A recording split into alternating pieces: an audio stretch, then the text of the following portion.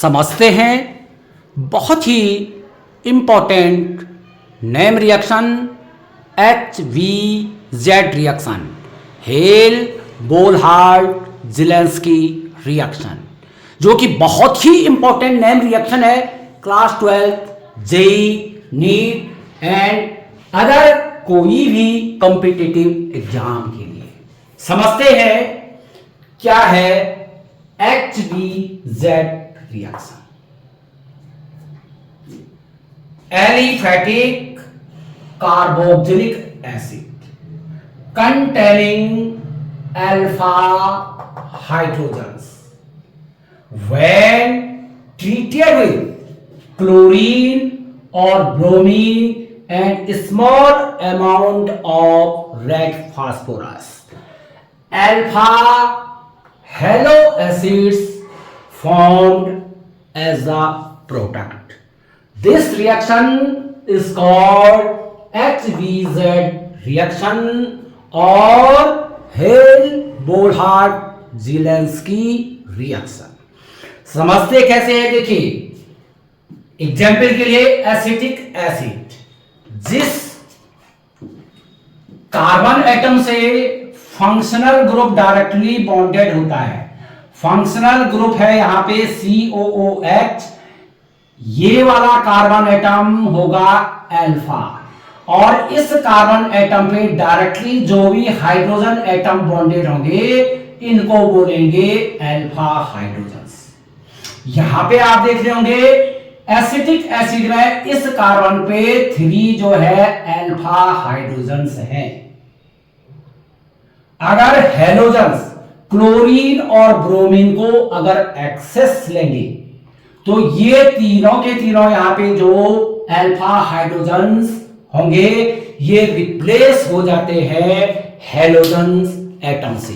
यहां पे आप देख रहे होंगे प्रोडक्ट बन रहा है, इस कार्बन एटम पे कोई भी जो है ये अल्फा कार्बन एटम यहां पे भी है, इसको हम अल्फा कार्बन एटम ही बोलेंगे, लेकिन इस पे अल्फा हाइड्रोजन्स नहीं है, तीनों हैं हेलोजन्स।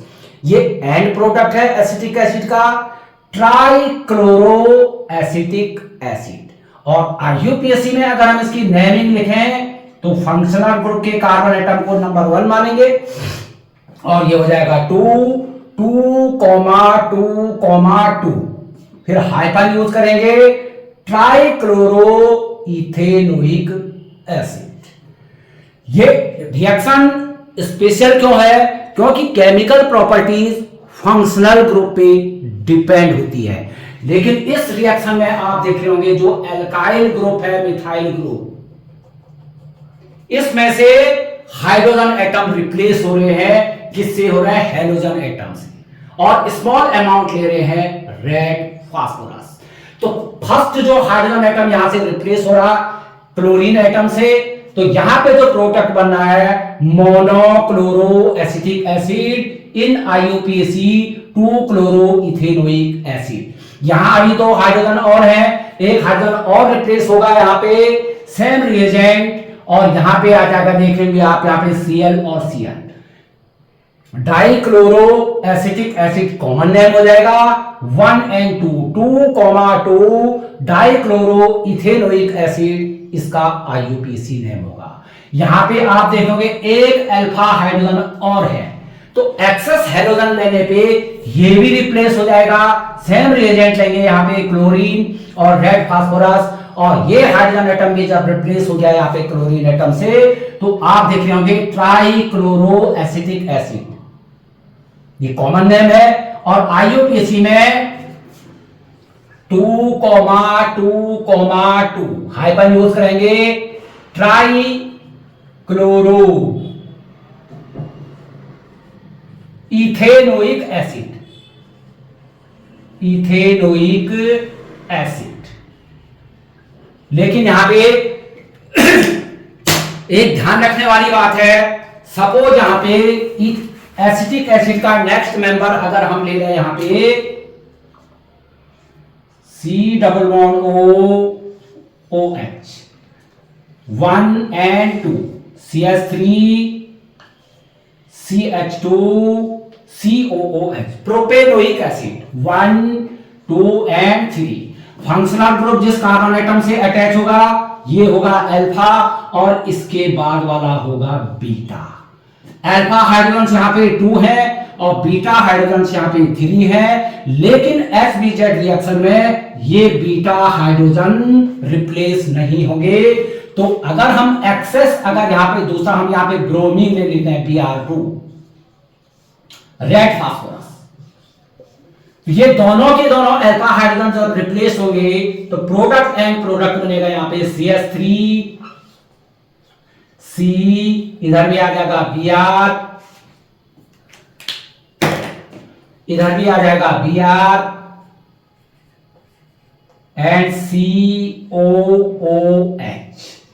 ये वाले अल्फा ये बीटा हाइड्रोजन ये रिप्लेस नहीं होंगे और प्रोडक्ट बन जाएगा 1 2 and 3 2,2 dibromo 1 2 3 propanoic acid in IUPAC system. 2,2 dibromo propanoic acid इसका एंड प्रोडक्ट होगा। ध्यान रखने वाली बात यह है कि HBZ रिएक्शन में केवल है ये अल्फा हाइड्रोजन एटम ही रिप्लेस होंगे, बीटा हाइड्रोजन रिप्लेस नहीं होंगे और रिएक्शन डायरेक्टली रिलेटेड है एल्काइल ग्रुप से। होप है आपको समझ में आ गया होगा। इस प्रकार की अगर कोई भी नेम रिएक्शन हो आप चैनल को सब्सक्राइब कीजिए, लाइक कीजिए और कमेंट सेक्शन में इस प्रकार की अन्य कोई भी नेम रिएक्शन पे आपको अगर प्रॉपर अंडरस्टैंडिंग बनानी हो तो जरूर कमेंट सेक्शन में लिखें। Thanks for watching. मिलते हैं नेक्स्ट लेक्चर के साथ।